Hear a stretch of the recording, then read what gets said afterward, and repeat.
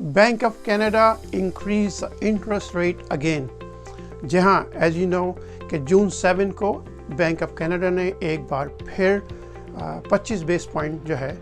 Interest rate में इजाफा कर दिया है और अब जो बेंचमार्क इंटरेस्ट रेट का हो गया है अब 4.75, यानी पिछले साल से लेकर अब तक जो इंटरेस्ट रेट में मुसलसल इजाफा हो रहा है वो तकरीबन 4.75 के करीब हो चुका है, जो तकरीबन 5.5% है, जो हमारी हिस्ट्री में इससे पहले कभी नहीं हुआ। और हम लोग इसके तकरीबन 20-22 साल से जो लोग यहाँ रह रहे हैं उन्होंने कभी एक्सपेक्ट नहीं किया था कि हम लोग 2% और 3% से ऊपर शायद इंटरेस्ट दे सकेंगे। बट अब जो कंडीशन चल रही है, जो इस वक्त मार्केट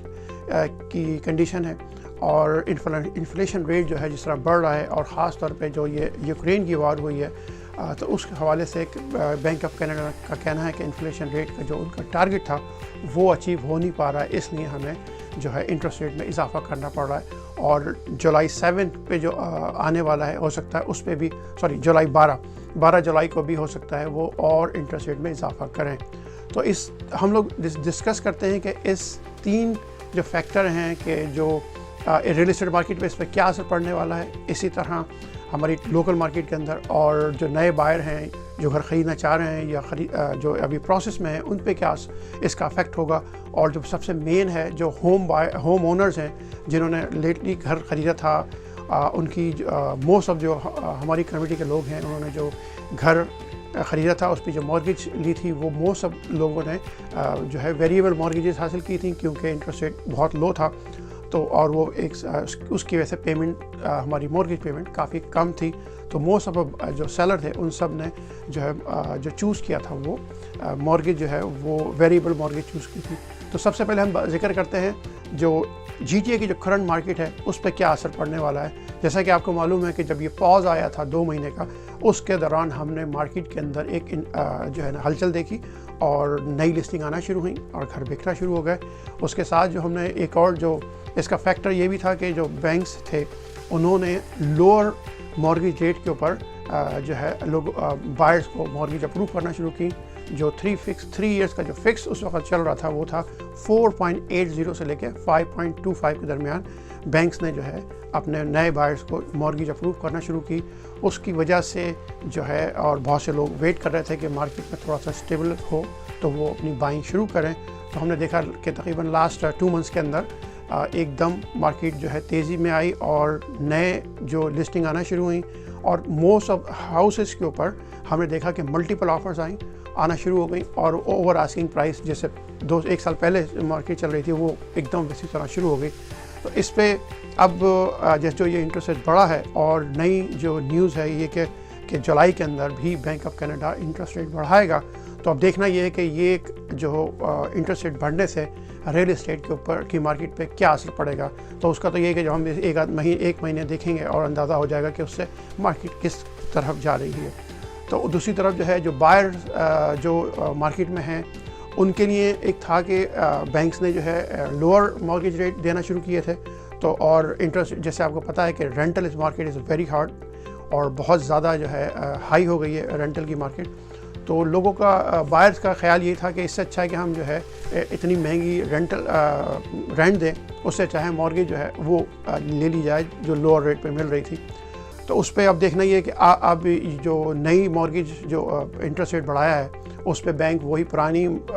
रेट पे मॉर्गेज देते हैं या उसमें थोड़ा सा चेंजेस आती है। तो let's see how is gonna work. But as benefit ये है एज ए बायर के अभी भी जब ये अगर मार्केट में जो स्लो होना शुरू होगी तो फिर बारगेनिंग का एक जो है सिलसिला शुरू हो सकता है कि जो आपको एक अच्छी डील मिल सकती है। तो बायर्स के लिए ये है कि दे कैन वेट एंड सी कि क्या होने वाला है मार्केट के अंदर, कि अगर बैंक्स ने वही लोअर रेट देना शुरू कर दिए जिस तरह वो पिछले 2 महीने से कर रहे थे तो मार्केट में जो है अभी इतना स्लो नहीं होगी क्योंकि आपको पता है GTA की मार्केट में जो है बहुत ज़्यादा डिमांड है और बहुत सारे लोग जो है पिछले 1 साल से वेट कर रहे थे कि राइट टाइम पे हम घर ख़रीदते हैं। तो देखें अब अंदाज़ा हो जाएगा एक महीने के अंदर कि मार्केट किस तरफ चल रही है। जो सबसे इम्पॉर्टेंट जो चीज़ है वो है होम ओनर जिन्होंने पिछले 3 साल में या 5 साल के अंदर जो घर ख़रीदे थे।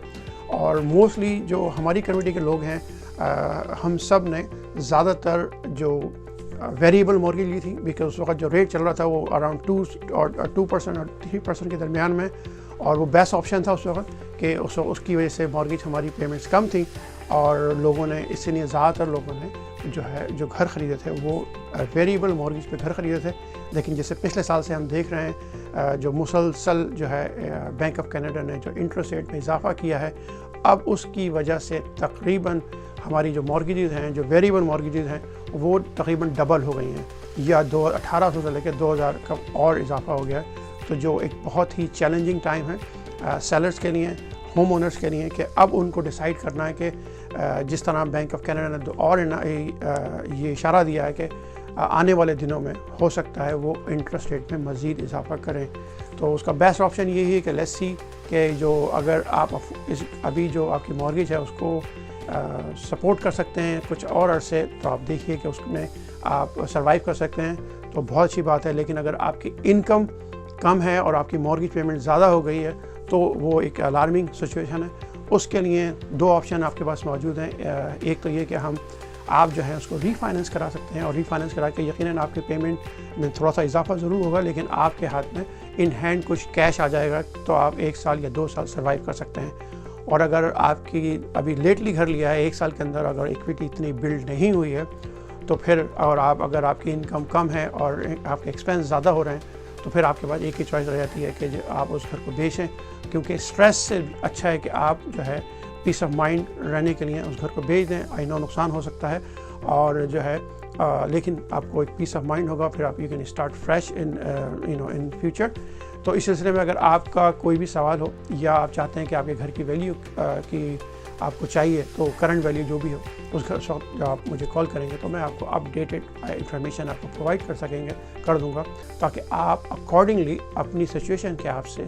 हिसाब से सही तरह डिसीजन ले सकें कि आपने, अगर आप अभी सर्वाइव कर सकते हैं, द बेस्ट ऑप्शन कि अभी मोस्टली जब घर मार्केट में ये डाउन ट्रेंड आता है तो 18 महीने से लेकर 2 साल तक ये सिलसिला चलता है, फिर वापस मार्केट आहिस्ता आहिस्ता नॉर्मल शुरू हो जाती है। तो अगर आप 1 साल और जो है सर्वाइव कर सकते हैं इस मार्केट में, अगर अपनी पेमेंट को मैनेज कर सकते हैं, तो सबसे बेस्ट ऑप्शन ये है कि उसको अभी किसी तरह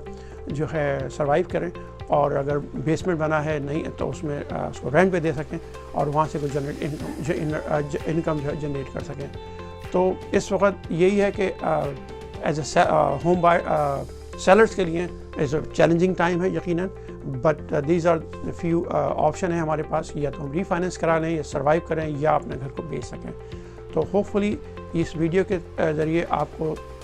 करंट मार्केट की जो सिचुएशन है उसका थोड़ा बहुत आइडिया हो गया होगा। इस सिलसिले में आपको कोई भी सवाल हो, कोई भी इंक्वायरी करनी हो, आप मुझे कॉल कर सकते हैं। मेरा नंबर है 416-825-9730। मैं हूँ आपका realtor Riyaz Ahmed. My number is 416-825-9730।